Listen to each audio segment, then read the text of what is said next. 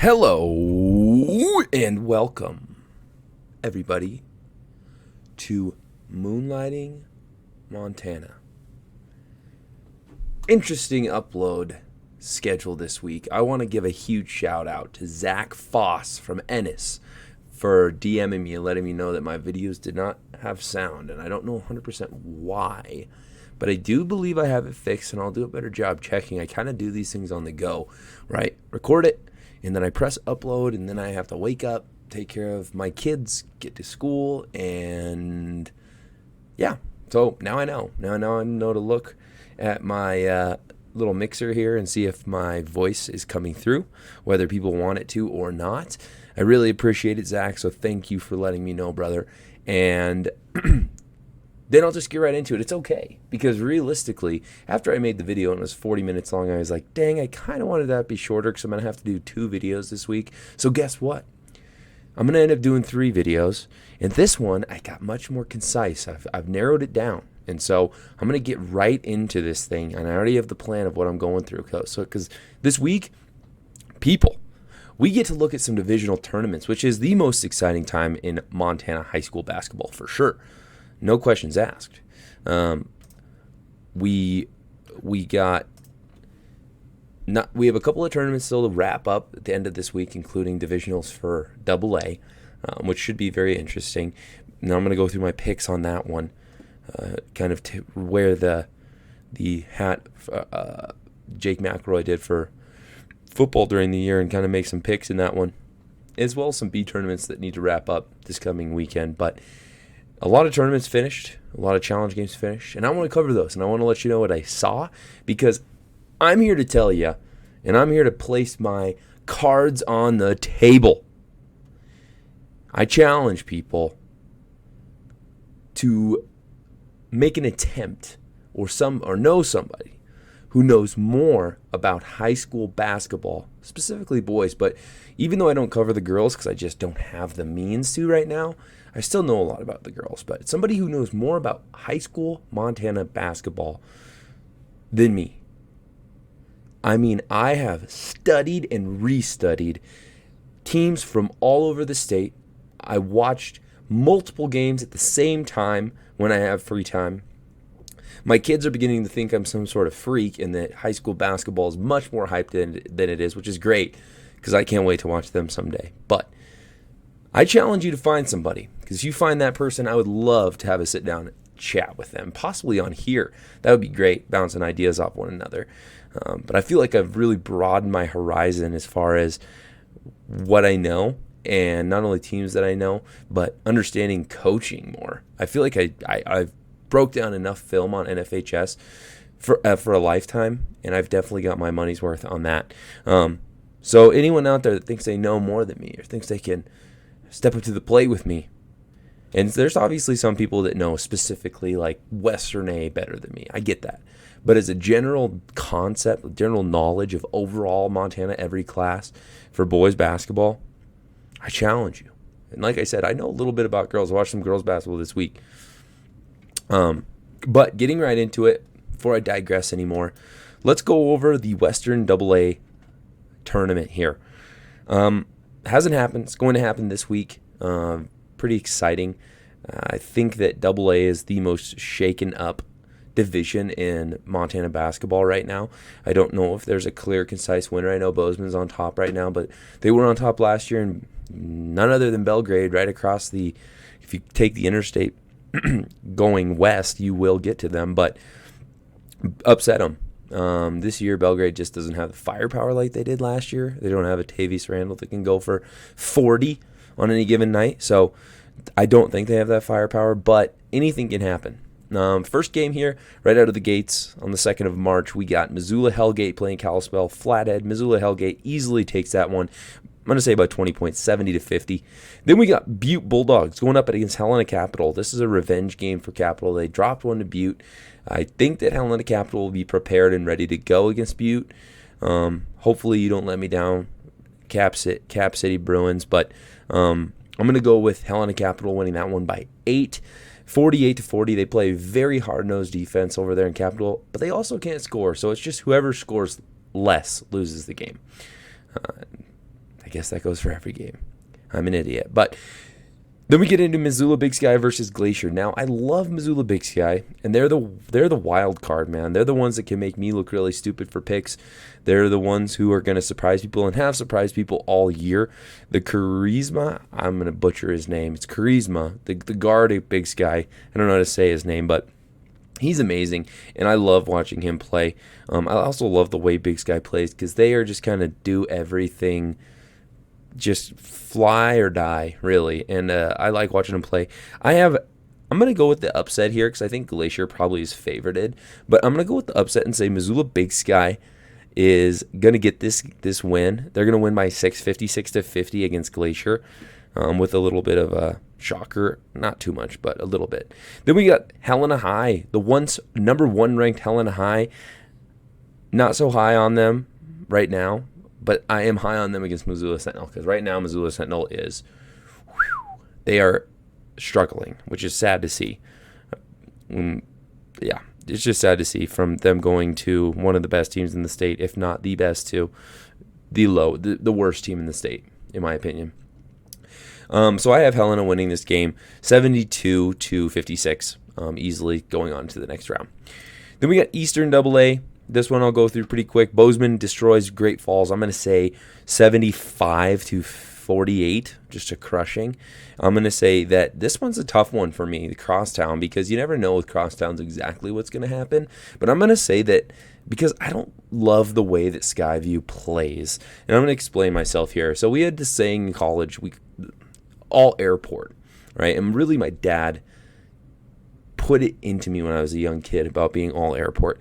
Teams that are all airport are the teams that are going to show up to the airport or to the gym and look past the eye test with everything that you see or you think means they're a good basketball player. Basically everything that doesn't have to do with basketball.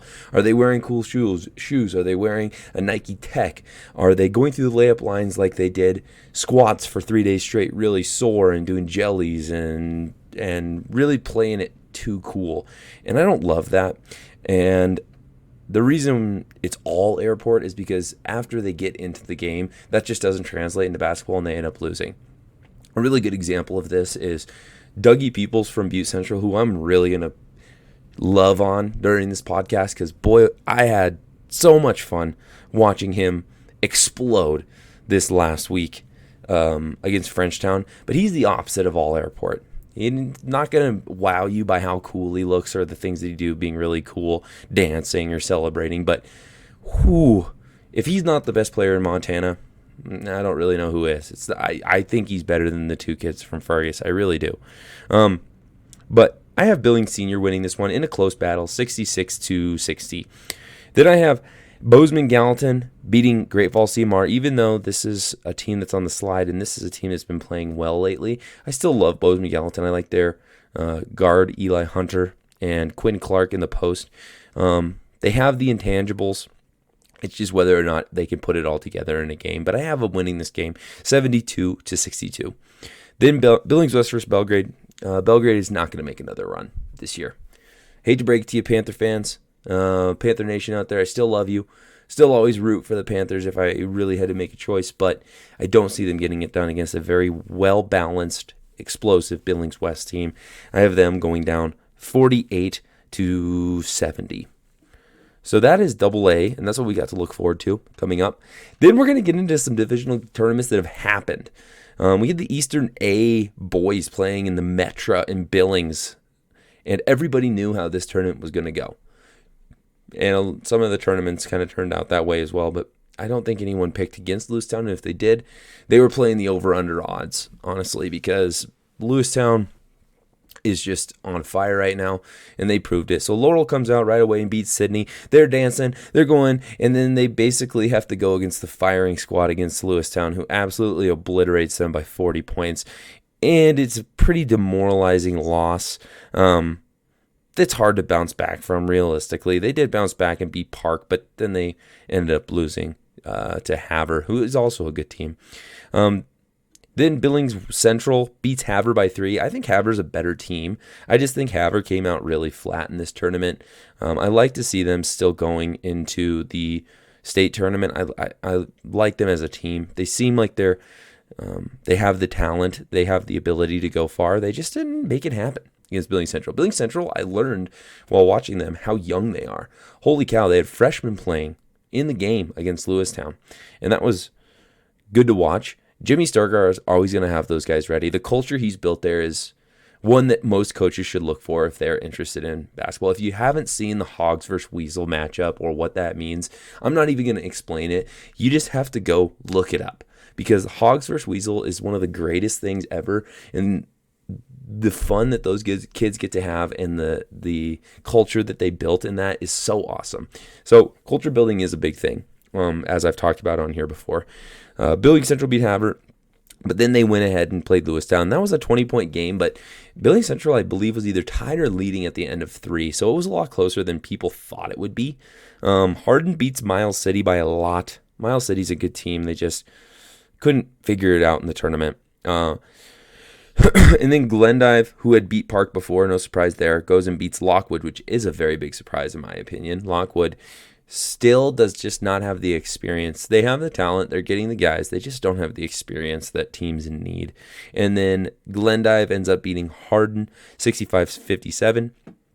Sydney loses to Lockwood. Lockwood bounces back a little bit, and then Lockwood goes and beats Miles City. And then Lockwood goes and loses to Billings Central, which Billings Central is just going to beat the teams they're supposed to and then lose to teams they're supposed to. But that's okay. Havre, like I said, beats Laurel, and then they go ahead to beat Hardin. And that gives the third-fourth game matchup between the Billings Central Rams and the Havre Blue Ponies. Billings Central ends up winning 55-48 against Havre, but it's okay because they're going to take 4 teams from this division. Lewistown wins by 16 against Glendive, and it was pretty much dominated by Lewistown the whole game. Glendive has played them a lot this year, and they just cannot seem to figure out how to beat Lewistown. No one has, because they're undefeated. No one's listening to my podcast, apparently, because I cooked up the recipe. A lot easier said than done, I know. So, Western A boys, very exciting tournament. Awesome tournament put on in Ronan. Shout out to Mitch Wassam for putting on just an awesome tournament, well organized with tons of fans. It was electric. Hamilton, first game. Hamilton beats Polson 54-44. No surprise there. I think the first round went exactly how people would think it would go. Frenchtown beats Columbia Falls 69-50. Browning loses to Dillon 32-47. And Butte Central beats Whitefish 63-41. Then Hamilton goes on and loses in an absolute shocker to Frenchtown 47-45.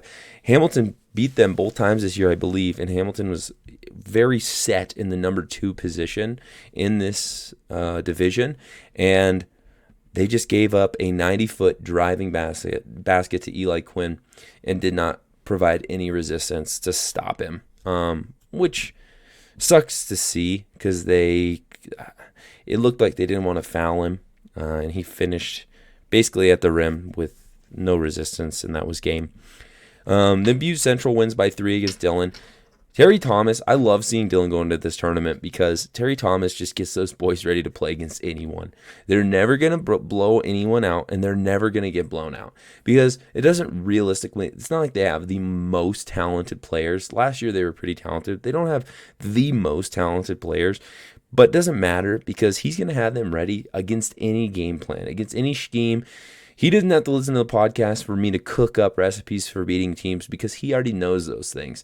And he does exactly what most coaches should do. People, instead of watching film on anyone else that Butte Central played, they should watch how Dillon played Butte Central and mimic that because he did it perfectly. Then we have Butte Central and Frenchtown, and I'm going to get into that game later. Basically, Dougie Peoples blew the lid off of the place in Ronan and absolutely put on a show that I've never seen in high school basketball. I've never seen anything like it. He scored in every way. They couldn't stop him. They had to double him from half court, and that's really rare to see in Montana high school basketball. They changed defenders on him 3 times. It was wild. So it was the Dougie Peoples show. I think he ended up with close to 40. He had 21 straight in the first 4 minutes of the fourth quarter. It was wild. But Butte Central takes the crown there, and rightly deserved. Frenchtown played him really well, obviously. When a kid goes for that crazy of a game and you still only lose by 7. They did amazingly. I think they played above their skill set, which that's good for Frenchtown. They had a great tournament. Columbia Falls beats Polson, then Columbia Falls goes and loses to Dillon. Browning beats Whitefish, then goes ahead and loses to Hamilton, and then the top 4 teams that everyone picked in Western A ends up going to state. Frenchtown beats Central, Dillon, and Hamilton. So those are the teams you're going to see at state. Western B, the team with the two, or the division with the 2 teams that everyone kind of thought were the top dogs. So Missoula Loyola beats Thompson Falls by 50. Holy, swept him out of the gym. Florence Carleton beats Eureka 74-66. I think Florence played well this tournament, and that's a big win by them because I thought Eureka was pretty good. Big Fork beats Our Lee by 13, 71-58. St. Ignatius loses out of the gates to Anaconda, but that is not the end of their story. Anaconda wins 69-66 against them. Thompson Falls 59, Eureka 50, Our Lee 57, St. Ignatius 78. That was the loser out game. St. Ignatius then goes on to beat Florence 67-56. Anaconda ends up losing after they lost to Big Fork. They lose again to Thompson Falls 45-42. Big Fork, like I said, beats Anaconda. Missoula Loyola beats Florence. And then Missoula Loyola proves who the top dog is. The glass slipper fits on this team, and they win by 30 in the championship game. And again, this is not the end of the Big Fork story of this tournament. St. Ignatius ends up going and beats Thompson Falls. So they went to losers out right away, made it a lot more difficult on themselves. And then they get a chance to actually challenge Big Fork. And it was a blazing barn burner of a game. At the end of the day, what was awesome to see was, first of all, the entire town of St. Ignatius was there. It was awesome to see. I remember playing teams like that back in the day, and that environment is, you can't compare it to anything. But Big Fork sets up a play with about 10 seconds left. It doesn't really go the way they hope. Kid kind of gets trapped, throws up some crazy shot, and it glances off the glass and goes in. And they end up surviving the challenge game, which in my opinion is really hard to do. I always think the team challenging has an advantage on the team being challenged. They have the momentum, they have the drive and the win, the will to win. But they do survive and win by 2 in that game. Congratulations to Zoran. Heck of a career by that kid. Southern B has not happened yet. But in this tournament, I have Jefferson beating Huntley Project purely out of my love for Jefferson. Live really close by. Dad works in the school system over there, and the head coach is my good friend Anthony Knoll. And I'm just going to say Jefferson wins by 4 against Huntley Project 56-52 because I want them to win. Okay, then they're going to go ahead and play a Lame Deer team that's stinking good again, but I'm going to have Jefferson upsetting them again. I'm going to imagine that they're ready to play Lame Deer, and their football type mentality, kind of bruiser mentality, is going to take Lame Deer in that game. Now, I'm not going to pick a score because that's too early, but Manhattan's going to beat Red Lodge again because I know the coach at Manhattan. I really like the Tigers, and go Mike Deming, go.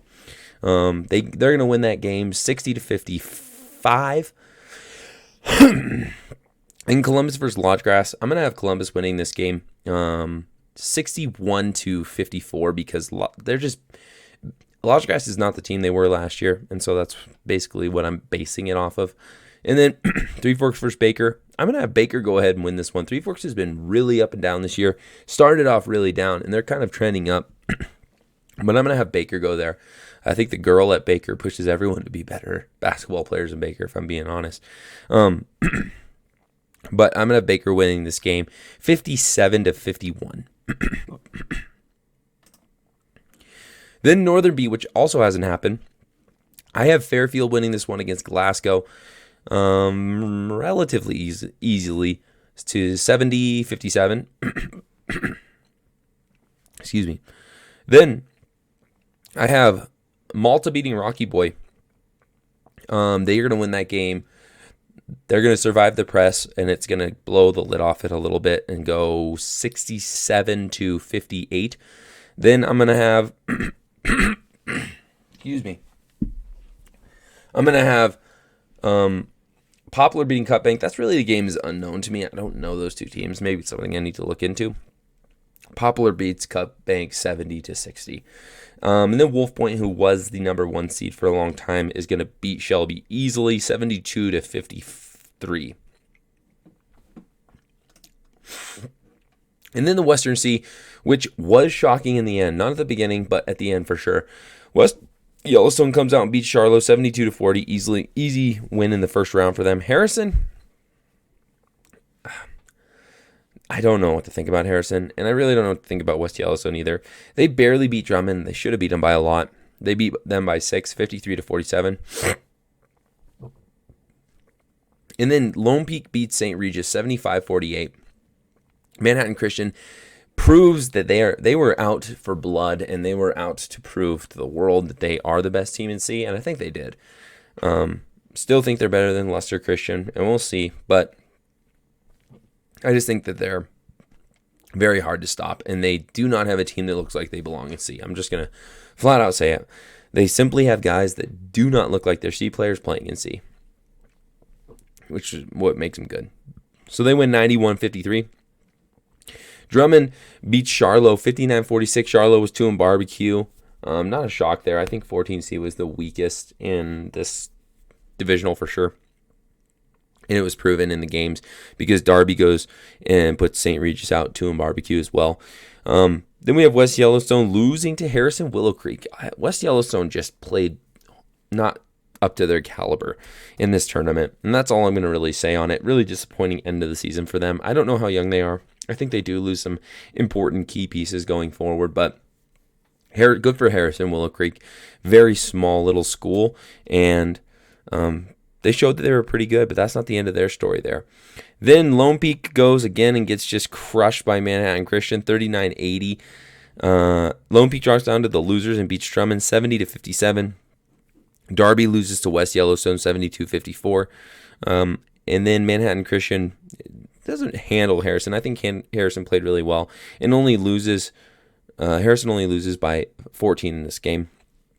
But then Lone Peak goes ahead and shocks the world and beats Yellowstone by 2 points and sends them packing, only for Lone Peak to go and challenge Harrison in a great challenge game and beat them to go to state. And I love watching this Lone Peak team play. There's no real... Like with Manhattan Christian, you kind of have the size and athleticism, and there's talent. You can see why they're good. And a lot of teams you always can. They're either really good shooters, they press well, they transition well, they have an athletic player or athletic players, they're big, whatever it may be. Lone Peak's really none of these things and kind of all of these things. It's like they have a little bit of everything, and there's nothing really that stands out that's just that they do amazing. They kind of just are good, and I love that. You rarely see it, and I think it's probably because they're just so well coached, but I love watching this team play, man. They're exciting to play because I do feel like they can compete, minus this game, against anyone, and I love to see what they're going to be doing going forward in the state tournament. Northern C, another really fun one to watch. Got to my eyes open to a couple of these teams. Great Falls loses to Big Sandy. Big Sandy looks super strong in this tournament, obviously, because they went on to get second. But Big Sandy beats Great Falls Central 71-50.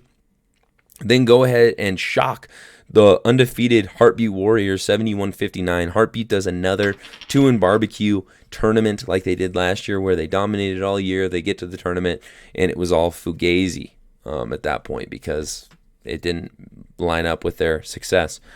CJI loses by almost 30 to Roy Winifred, who has a player on their team named Shad Boyce, who is fun to watch. He's about 6'5", 6'6", and he's bigger, stronger, and more athletic than every player on the floor, and he also shoots the ball pretty well, especially from the free throw line. I'll bet that he almost averaged 30 points a game in this tournament because he was just flat out physically dominating against everyone. Not saying that Roy Winifred's team's not good as a whole. They're okay, but having that piece makes them so much better. Box Elder, who I loved watching this tournament, I was hoping so much that they would go ahead and make the state tournament because I love watching the Box Elder Bears play. They're very young, So be ready to see them next year and the year after. A lot of sophomores. And they have a sophomore guard, and I can't remember his name, Gillot or something.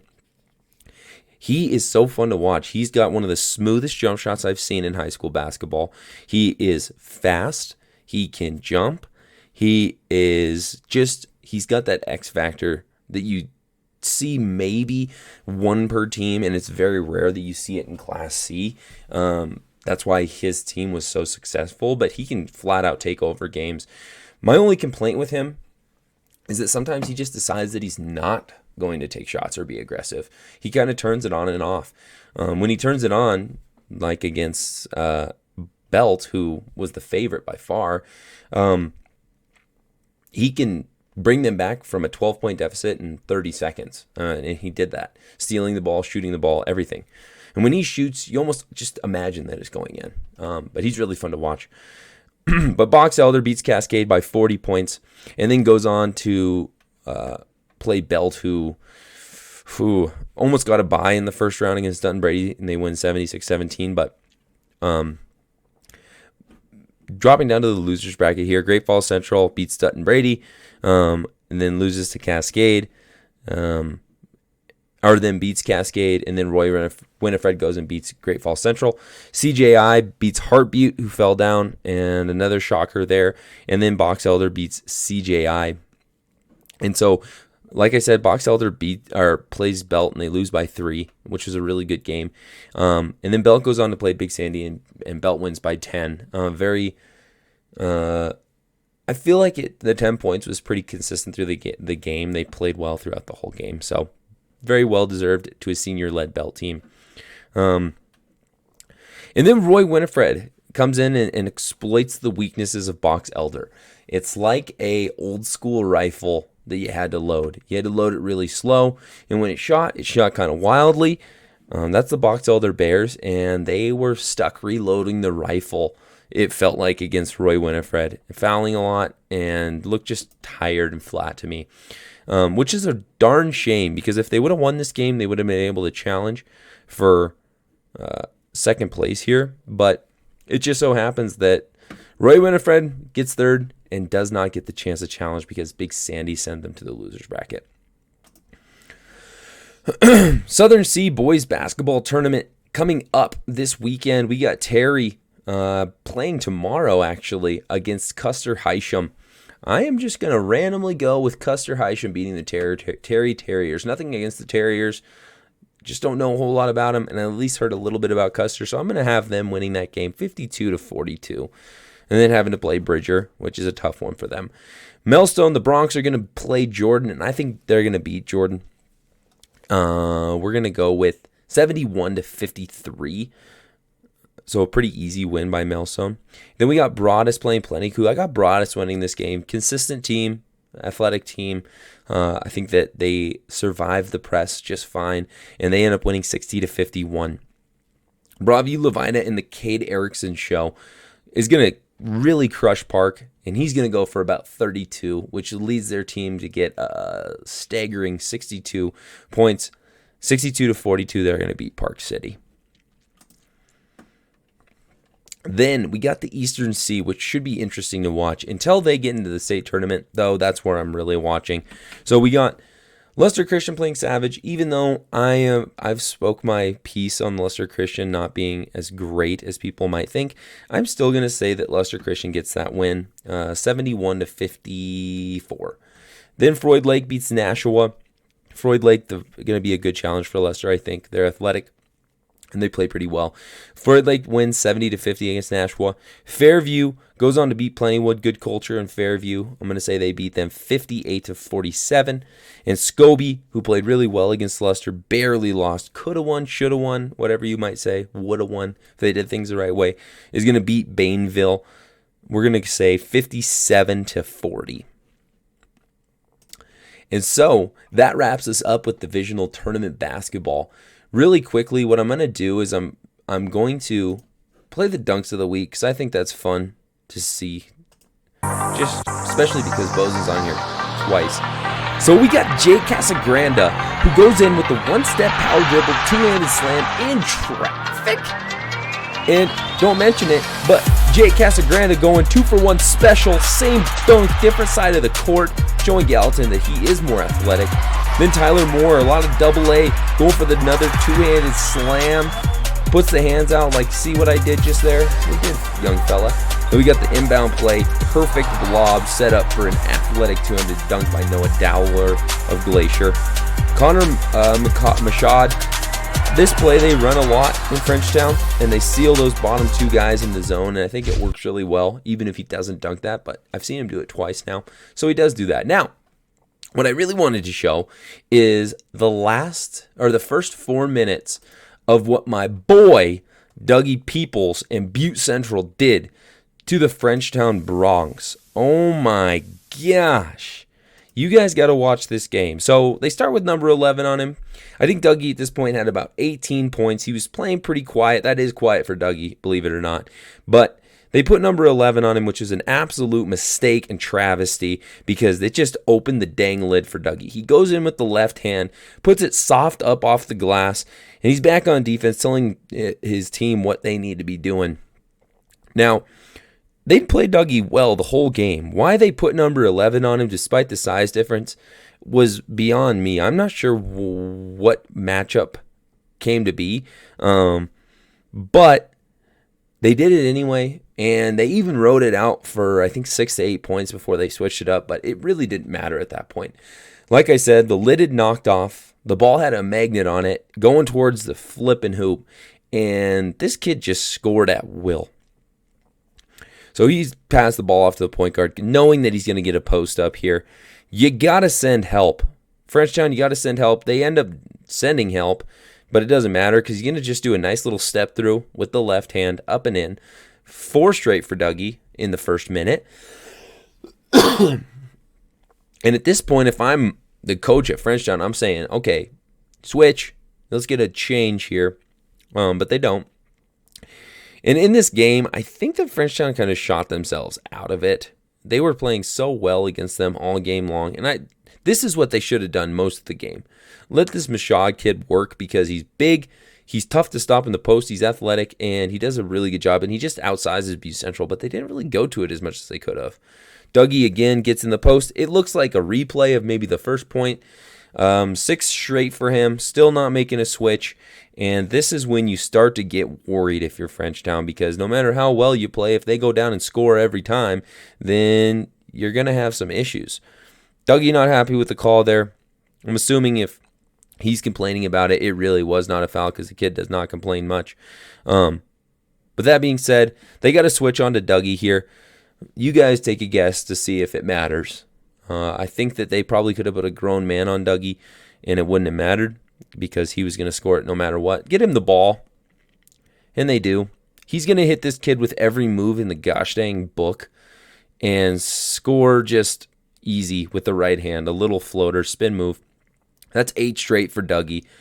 Going back down on the other floor, still can't seem to stop him. It's all right. We'll leave number 4 on him. Might be their best defender. Like I said, it really doesn't matter until you throw a double at him. Not a great shot. I hate that shot in the scheme of the offense that they've been running. Now, they get another shot that I like a lot more right here because it's into the paint. We get a paint touch, and then the ball goes back out. Now, that is a good shot, and that's why it goes in. The percentage of shots that go in after a paint touch is staggering compared to the shots like that way out on the key. And that's what I'm kind of talking about, shooting out of them. I'm just going to say it because I'm allowed to say my biases right after I watch Dougie score this next point. We got a double screen to get this kid open, and this shot is absolutely ridiculous. He kind of gets stuck. Right-handed floater. Little set shot like he's setting someone up to spike a volleyball. And it's nothing but net with the right hand. If you didn't know he's left-handed, unreal. But Frenchtown was doing a lot of things right on offense, and then they just decided, like I said, I get to speak my biases here. Eli Quinn from Frenchtown is a great player, and he really can carry them, but he just takes some shots. I don't know if he was trying to match Dougie for the aggressiveness, but he is not a loaded cannon like Dougie is, and you just can't shoot your team out of it in a situation like this. They are only down 3 points Run the offense that has been working all game for you. Get it inside where you guys are going to thrive against Butte Central and get a better shot. That's my complaint as Dougie scores number 9 and number 10 on these free throws, because you don't want to send my man to the line.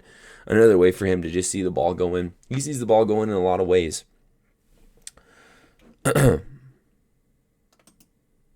As he makes this one as well. Little kiss off the rim. So we got Dougie with 10 straight. That even might be 12 straight. I can't even remember. I think it's 10 straight.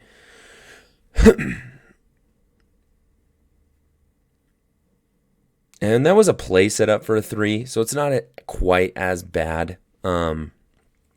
Again, he's just firing on all cylinders, but I'll let that one slide because it was a double down screen just to set up that 3-point shot by him. Maybe they felt like they needed a 3-pointer in that position because it was starting to get away from it, felt like, with Dougie scoring all these points and them just not being able to stop him. Again, you don't want to send my man to the line.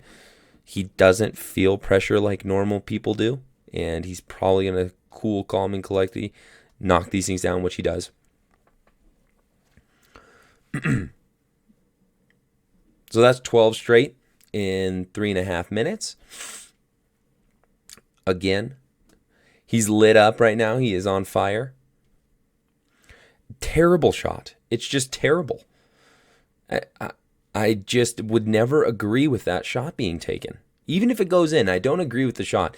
At the very least, you got a guy right now that is cooking with not cooking oil, but butane. And instead, this is just, oh man, he just took this kiss to the cleaners. It's just wild. 14 straight for Dougie in 4 minutes. But make him work, get him a little tired out on defense, pass the ball around, and get a better shot. Wild shot by this kid. And I do believe they call it on the ground, and then Eli Quinn gets a couple of shots at the free throw line off of a missed free throw. But make him work. Too many teams are worried about the shot they're taking and don't realize that passing the ball around is going to make the other team work. And Dougie's making them work just by scoring because they have to send 4 guys at him. And so it's a little different story.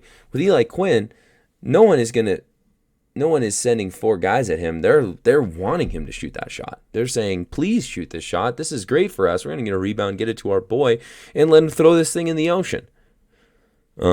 Which they continuously do the entire game. Yeah, just throw it back to Dougie. Let him work.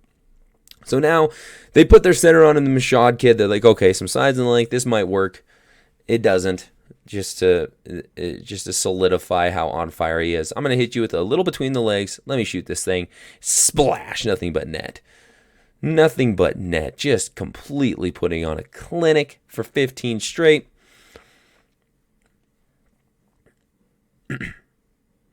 Good back down. Exactly what they should have been doing during this flurry. Exactly what they should have been doing the entire time. Send the double at Dougie.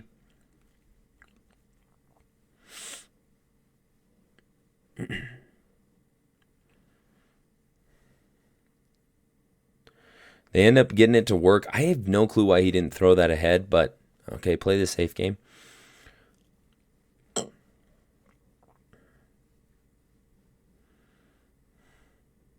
Foul and 1. What they should have been doing the whole time, getting them to work a little bit. Now we got a 5 out by Butte Central, a true weave, just to get this man the ball, which is smart. Send the double now. Send it. There we go. There we go. Yes, send the double.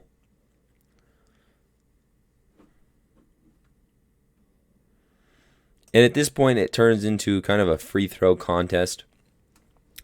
I think Butte Central could have lost this game had Dougie not gone on the tear that he did. But that's kind of what gives them the X factor. They have that kid that can explode for 20 straight points. Actually hit a 3 there. Again, not a great shot in the grand scheme of things, but a tough shot. He goes before the double team. Ends up missing one finally.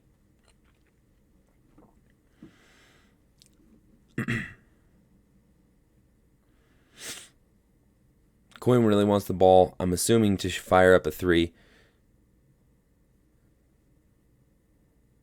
There we go. Now we're letting the offense do the work a little bit.